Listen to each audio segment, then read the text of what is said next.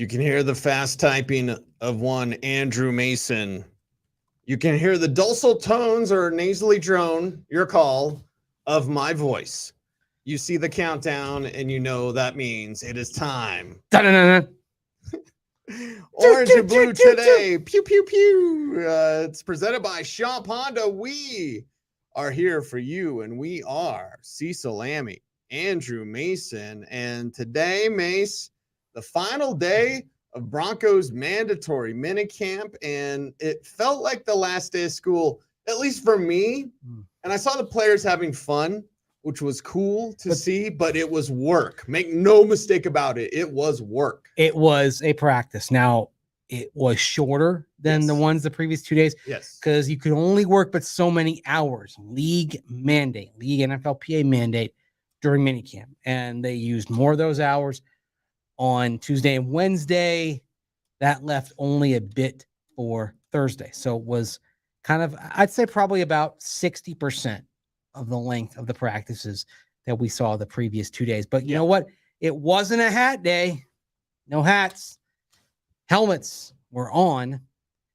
And it looked very much like the other practices we've seen. I was just going to say, to me, it didn't seem like they were going 75 speed or whatever. Like there were times when they were doing walk through or jog through with the soft J, but like jog through when they did go, it looked like the other days. It was just shorter. Yeah. That was the only difference. Right down to the same style from Sean Payton of basically not stopping practice, but kind of focusing on situational work, having the entire team aware of what situation they're working on, even if it's not something that affected the player directly and they were on the field for it. Like it felt like the previous 2 days. I mean, it felt like business as usual. We've even seen, go back to the Gary Kubiak, John Fox years. It wasn't uncommon for that last day to be a hat day, right? Yes. They did that. Vance Joseph did that. It didn't start to take on that field day vibe until Vic Fangio. But this was a full practice. You're not getting a break. This was, let's get another last day of good work in and see you in 6 weeks. Yeah. Edward asked in the chat room, did we go to the Nuggets championship parade this morning? That would be a no. We were at practice. We were at practice and we were just watching highlights of the parade. We're like, that's like a totally separate universe from what we experienced today. Yeah. I mean, look, here's how I equate this. Some businesses have to stay open on Christmas, right? 7-Eleven, the 24-hour Walgreens. Mm-hmm. You're all naming places I've worked. Sporting events, like if you've got a football game or a basketball game, people got to cover it. People got to staff the event. All right. Sometimes you just have to work when the rest of the world seems like it's partying. So it seemed like the rest of Denver was in a festive mood today. But Cecil, you were there. I was there. A lot of the Broncos beat reporters were there. We were all out there just doing our thing. It's a practice. Someone's got to mind the store, okay? That's what we're doing. We're minding the store for you. What we should have done. All for you, just man. For you. Yes. Orange and Blue today, presented by Shop Honda. You know what we should have done? We totally should have done this, dude. What should we Missed opportunity. I feel bad even saying I don't like this. We should have taken a bed sheet and then written with spray paint, yes, I assure you we're open. And hung it up at Centura Hill Trading Center. Yes, I assure you. We're open. It's Clerks reference, everybody. That's more Clerks references, please. Yeah, like let's see, Michael Swink McLeod. I'm a little disappointed, Cecil Mace, for being this professional and doing this from the studio instead of half drunk from a bar along the parade route. Look, we're not the only ones here at denversports.com 104.3 The Fan. We're not the only ones in the building, but let's just say of our station, there are 3 people here. We're 2 of them right now. Okay. Right. But I have no problem with that. Look, I was lucky enough after Super Bowl 50 to get to be on one of the fire trucks. I was on the fire truck with Broncos alumni. So there you had Rick Upchurch, Carl Mecklenburg, Randy Gradishar, Billy Thompson, and then some jackwagon me. Okay. All right. What a thrill to just be on that truck and look and see thousands, hundreds of thousands of people screaming for the home team. I mean, it's a moment that I'll always treasure. I never dreamed I would have a chance to experience anything like that. And there I was, just covering the parade from a fire truck, and then getting a great seat right there as everyone made their speeches and all that when we got to our destination there at the city and county building. So it's like, okay, I'm good. I've lived it. I actually think that in this town, I'd love to cover another Broncos parade. Yes. As a fan, the one I would want to make sure I got to would be a Colorado Rockies World Series parade. And I know everyone's like, oh, it'll never happen. You know what? The Miami Marlins, once known as the Florida Marlins, they have made the playoffs 3 times in their 31 season history. This is year 31. They're just as old as the Rockies. 2 of them, they won the World Series. Baseball is about being hot at the right time. That's how you get a World Series win nowadays. Okay. Don't tell me it's not possible for the Rockies. I know everyone's frustrated with them right now, but don't tell me it isn't possible. Believe me, it is. And that's the only thing in Denver sports that I think could happen in the future that'll rival the Broncos Super Bowl parades, and then what we saw today with the Denver Nuggets, would be the Rockies. What we saw today was the final day of minicamp out at Centura Health Training Center. Still getting used to that. And did you almost say UC Health? Almost, but it felt. I pronounced it UC. It was work out there. And what can we say? Sean Payton actually talked before practice, which really kind of put the clamps on what we can say. Put the kibosh on what we can say. He did his Zoom press conference about 10 minutes before 9 o'clock today. So I did have a chance to talk to Greg Dulcich in the media scrum. You were there as well. You talked to Jonathan Cooper one-on-one. I gotta know a little bit from that. I haven't even asked you what Cooper told you. You'll be able to read all about that at denversports.com coming and you'll up. Read about what Dulcich said. He's not the only Joker, everybody. Just as we had said on the show when I did the 3 Jokers thing, and I was talking about Justice League 50, and Mace's like, why am I doing a show with this nerd? You think I'm going to cast aspersions at a fellow nerd? Come on, man. All right. But he's not the only Joker, and Greg Dulcich said that today. So again, very interesting. I do like, as someone who we've got the drop on the fan, like I've seen a lot of quarterbacks without their shirt on. In noticing Greg Dulcich's physique, he's done work on his bubble and his quads and his hamstrings. Like his lower body looks much stronger, and I appreciate that to help him combat. And he did talk about, more fluid, more stretching. He's introduced more stretching into his workload. So on the final day of minicamp, we see more good things from Greg Dulcich. Yeah, he's on the Dan Dalrymple plan. Yes. Now, no offense to the Lauren Landau plan, but it's the Dan Dalrymple way. It is 5 weeks of nothing but conditioning before you get into football stuff. That's what we saw for the Broncos this offseason. Kareem Jackson actually said something interesting in his Q&A session. That was another with a gaggle of media, and he talked about how one thing that is different about the Broncos this year, and we'll get more into K-Jack later on, is that the strength and conditioning program, the coaching staff is more involved in it. He said that usually what would happen is the coaches tend to just say, okay, strength coaches, do your thing, right? There's much more involvement from Sean Payton in terms of determining the points of emphasis in terms of strength and conditioning. And it stands to reason. I mean, he brings in Dan Dalrymple from New Orleans. I mean, this is, it's his people. It's his show, right? And so thus you have the football part of it, the football teaching, working hand in hand with the foundation of conditioning that was established.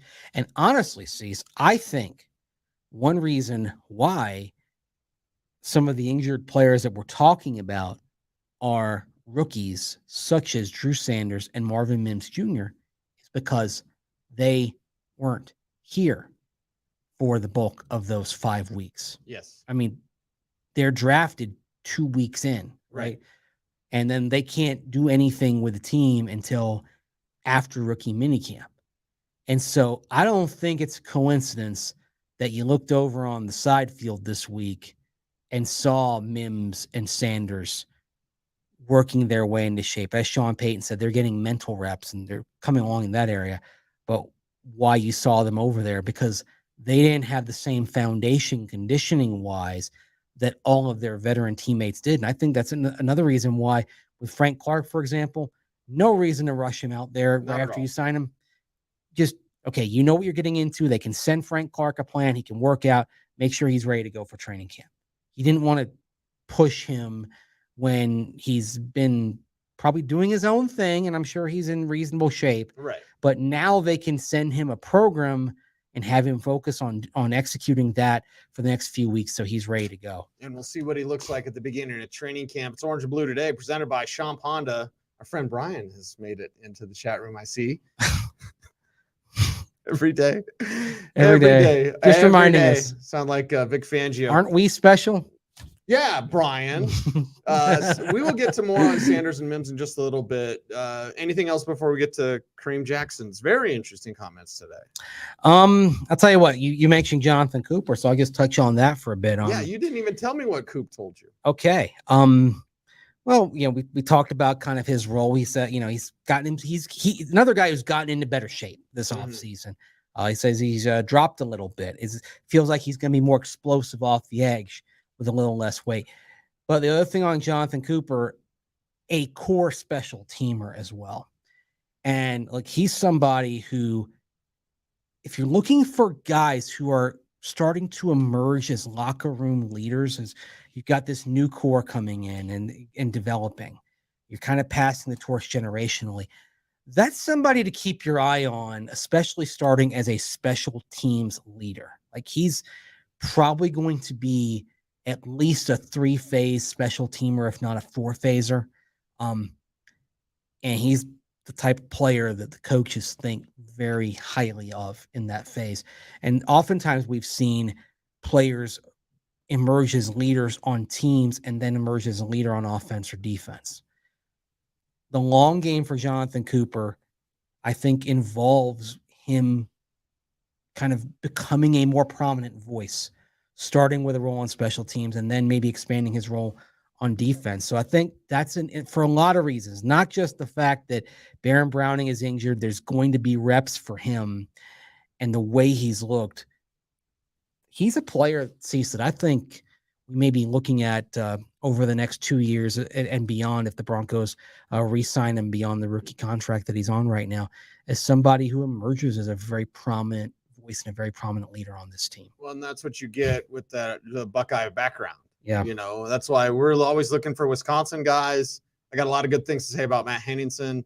We're always looking another for guy who's had a really good springtime and a guy who the coaches really like. I said it on the drive, and I feel safe enough to say it here as well because we're always watching what we have to say.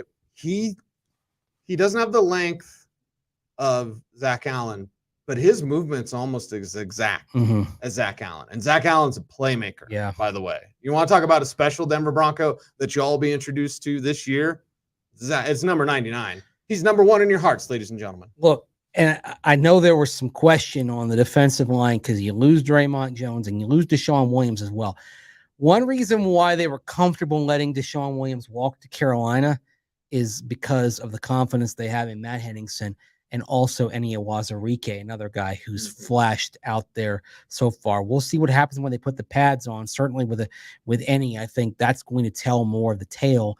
Henningsen had more snaps last year. Think we know what the Broncos are going to get with Henningsen. Yes.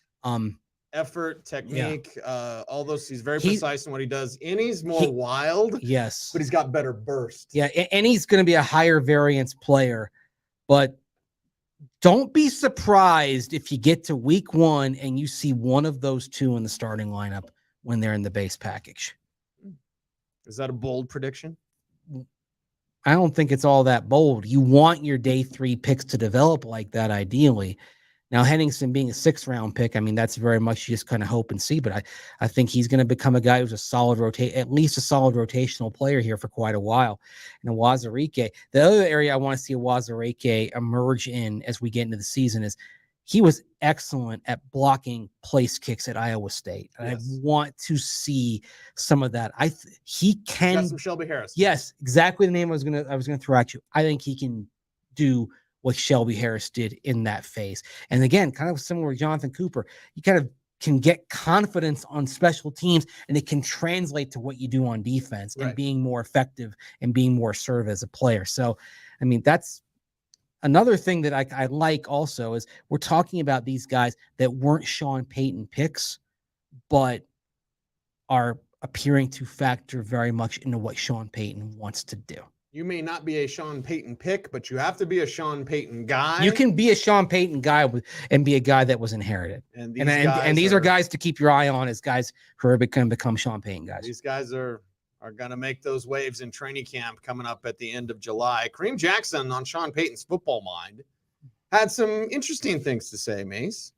Yeah, you can read more about it, of course, at denversports.com. I did a little write-up on this from right there in the media room, there in the bunker of the Pat Bowlen Fieldhouse, but I digress. He said, quote, "This is no disrespect to any of my other coaches I've been around, but I haven't been around a football mind like that in my career. Just as attention to detail, the way he's teaching everybody and taking chances on the field to stop things and coach the moments." We're talking, of course, about those specific scenarios that we see, end game, end of half scenarios where he will basically bring practice to a halt and make sure that he's got everybody's attention, not just the players on the field, to go over these things. And with Kareem Jackson saying it, he's a 14-year veteran. He's been around. Who's played for Gary Kubiak, a very detail-oriented coach. Bill O'Brien, also detail-oriented, coming from out of the Patriots realm, the Belichick realm. Vic Fangio and Nathaniel Hackett. Okay. But I think it's significant that he makes that kind of comment when he played the first part of his career under Gary Kubiak. That, and honestly, I think that is the most notable part of it. That as precise as Coobs was on things, that Sean Payton's on another level entirely. Right. And I, again, feel confident I can say this. When he does stop practice, it's like a magnet. It's like a magnet. Cam Fleming, who's been limited, whatever, he's like running over. Like, remember, he missed the conditioning part as well. And that's another thing that kind of goes in with Sanders Mims conversation. Which is great. Yeah. You know, like don't rush those guys too fast. But as soon as Payton starts talking, and we were inside today, and you can hear things better when you're inside than when you're on the berm. Just everybody.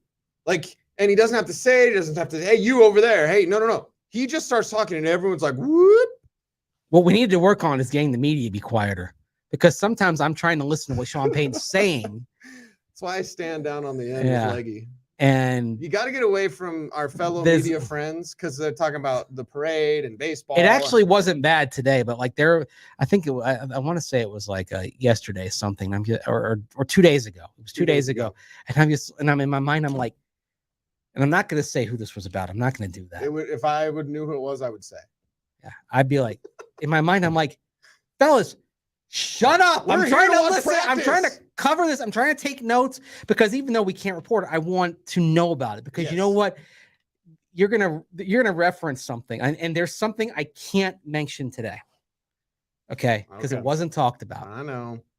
But I'm telling you, if a certain something happens and the Broncos are really good at one specific thing, we are going to point to what we saw and heard today. You know what I'm talking about. Mm-hmm. And again, we have to. I'm sorry that we can't say it. This is terrible, but yes. If the proof comes in the pudding of the regular season and we see it, we'll let you know. That's why we take notes on this stuff, because down the line, because you don't know what's going to be significant down the line, but this was a moment where if the Broncos do flourish at this specific aspect of the game, first of all, it's gonna be near and dear to my heart. He wasn't out there today because he was at the parade, but it would be near and dear to his heart as well. Like, and the fact that we're seeing this in practice, dude, and again, I wish we could say what it was, but the fact that they're working so intently on this, it's chef's kiss everywhere for Sean Payton and staff. Yeah, it's this. So that's why K-Jack says that about his football mind. It's great. Yeah, he's a brilliant mind out there. There's no doubt. Like, watching Sean Payton at work now, it's like, okay, I get it. I get why he's succeeded. Yes. Yeah. I get why, even though in 2021, Jameis Winston gets hurt and they're having to duct tape and baling wire their way to the end of the season. They're playing Trevor Siemian for a little while. They're giving Taysom Hill some more reps. I get why that Saints team still somehow managed to come home with a winning record that I'm not sure there are more than 3 or 4 coaches walking the earth that could have gotten the Saints over 500 that year, and Sean Payton did. Yep. So what you're talking about here with Sean Payton is you have raised the floor of this team. Look, I could see a season cease where Russell Wilson doesn't figure it out, okay, where he struggles, where things kind of continue like they did last year. If that happens, I still think this team wins 6 or 7 games. Yes. Yes. Again, the floor is higher. 5-12 like last year, 4-12 through 16 games as they were last year, losing a game 51-14 and everything melting down. That's not going to happen to this team. They might not be a playoff team, but they're not going to go out there and piss down their leg the way that the team did last year. That's done. Those days are over. Mm-hmm. So you're going to get a professional effort. How much the win total is bolstered, we'll see. I mean, things could break, right? They could have a huge season. Mm-hmm. Things could break against them, and that we could be talking about 6, 7, 8 wins. But that's the floor. That's the floor. It's a that's disaster season. A disaster for the Broncos is 6 wins. A disaster, exactly. That's a great way of putting it. Disaster Jarrett season. Stidham starts 12 games. Your floor is 6 wins. Yeah, because of Sean Payton. They'll still find a way to do it. They will still find a way to be competitive. Yes. Last year's team, and I know Stink has said this as well. Stink thinks that with Sean Payton last year, they would have won, I believe, 11 games. I'm not sure they would have won that many, but I do think that they would have won 8 or 9 last year because a lot of stuff went wrong. Yeah. But the point is, 8 or 9 means that you are in the conversation until the very end. And that's kind of what I expect this year to look like, that this team is in the mix talking about a potential playoff spot until the very end. That if they go down swinging. They don't go down meekly. They go down punching. Brad D thinks you're pissed. I don't think you're pissed. Why am I pissed? I'm not. I think you're just fired up. Do I sound pissed? I'm sorry, Brad. I'm excited about this. Maybe I'm pissed thinking about last year and how we had to. How pathetic practice was. I mean, I don't care that we can't say anything. The fact that we had to tell you about last year's practice. Hey, they're doing a jog through. Hey, it's egg toss. I got your egg toss hip swivel report right here on denversports.com. Yeah. And K-Jack also mentioned how for those guys that were rookies last year. Yes. That they're about to go through some things in training camp. Like he said, it'll definitely be a change, especially for the rookies last year and the training camp we had last year with having the yellow and the green and the red days. Oh, man. When he saw that, I looked at Troy Rank, who was across the way, and I gave him the eye. I was like, oh, thank you, Kareem. Yeah. Thank you for saying that. He's making fun of the red days and yellow days and green days. Yeah, if you're not prepared, you're about to go through some things. You can't play football this year without playing football. Yeah. Okay? That may sound asinine, but like you just can't do the jog through. You can't do the egg toss. You can't. That's not football. Sean Payton, with care and love, is teaching his team every day, and you see football every day. I mean, I think there was something of the fact that today wasn't even a hat day. I think we all would have been fine if it were a hat day. Like, okay, you know what? I wouldn't have been shocked. I'd be, oh, okay, this is what they're gonna do. It's a little shorter. It's a hat day, whatever. Like, no. When I saw the helmets on, I'm like, all right, this is some serious business, and that's great because last year was just a load of nonsense. I'm over the nonsense. I'm too old for the nonsense. I want some serious football. We had serious football today. We're going to have serious football at camp. You're not going to come down. There were 3,207 people at the third training camp practice last year, and they got a freaking jog through. Okay? That ain't happening this year. That ain't happening this year. Yeah, you know what? I gave it a shot. Like when I look back at the stories I wrote, and I always try to be open-minded. Like, let's see where this goes. I'm open to new ideas, right? Okay, I get it, but yeah, then they fell on their face. I should have known in Buffalo. I should have. It really in retrospect, it was so obvious in Buffalo that this team was unable to counter when they got punched in the mouth. That's when, even though you didn't have many, you had very few starters out there. That's when, in terms of demeanor, it was just obvious. Like in retrospect, if I knew then what I knew 2 months later. But again, I like to wait and see. I'm not closed-minded. I'm like, okay, let's see how this works. We're not it was terrible to pounce because it's about football. It's about ball. It's about the game. And these quick to react hot takes, they don't work when you talk football. And you know, talk real football, right? And the other thing also is a team like this that is still in the process of becoming, that has a lot of young players that are figuring it out. You can't take that kind of approach. That's the kind of approach you take with a team that's got a lot of veteran leaders that is well established. Okay, you can pull your foot off the gas in Green Bay when Aaron Rodgers is your quarterback and he's throwing to Devontae Adams and David Bakhtiari is your left tackle, right? You can do that in Green Bay because that whole every 3 days thing is something that the Packers do. You could get away with that when you've got those veteran alphas there who know how to win, right? But you can't do that with a team that's got a young core. I mean, I would argue the Packers probably can't afford to do that this year because they're figuring things out with Jordan Love. Yeah.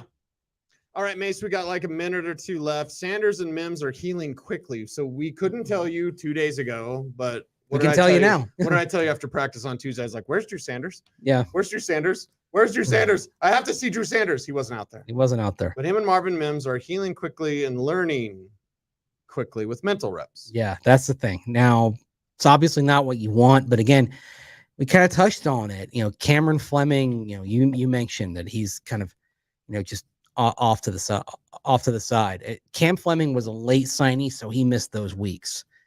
Drew Sanders and Marvin Mims Jr. missed, they missed some time as well coming in. So better to just be cautious. And again, this is where you go to these guys and you give them a plan to work on over the next few weeks. Your way, you can't have them in the building, but it doesn't mean that you can't say, okay, here's what you need to do with your reps. Okay. When you're off training at home or wherever, where's home for Drew Sanders? Do you know where he's from? I thought he was from Texas. Is that right or no? Because he went to Alabama, but I thought he was a Texas product. That's the thing. He's kind of he Alabama, then Arkansas, Denton, Texas, Lake Dallas High School. There you go. Okay. So let's say Drew Sanders is going home to North Texas to the Metroplex, right? They can give him something to work on and have him ready to go. And I imagine that's what they're going to do. But yeah, it's good to be cautious. I'll tell you this though, and I can share this because this came from on the record conversation. Mike Westhoff's really excited to see what Marvin Mims can do when he can get him out there. That's a message, everybody. Yes. So Mike Westhoff, your special teams coordinator. We've talked about how we expect Marvin Mims' first prominent role to be as a punt returner. And the guru in the building really wants to see him in action and see what he has. So there you go. Just saying. Something to watch for when you get to training camp. And I know this week we're like, oh, well, Patrick Surtain was taking reps at punt returner. Yes, he was. Pat Surtain's a contingency plan, all right? It's kind of cool to have that. But I believe their first priority, that plan A on punt returns for this team, is Marvin Mims Jr. for this year. We'll see you guys on tomorrow's program. It is Orange and Blue. Today, we are presented by Sean Honda. He's Andrew Mason. Follow him on Twitter at Mace Denver. I'm at Cecil Lammey saying until next time, be safe, be kind, know that you're appreciated. Stay tuned, and would you please always go ahead and stay frosty.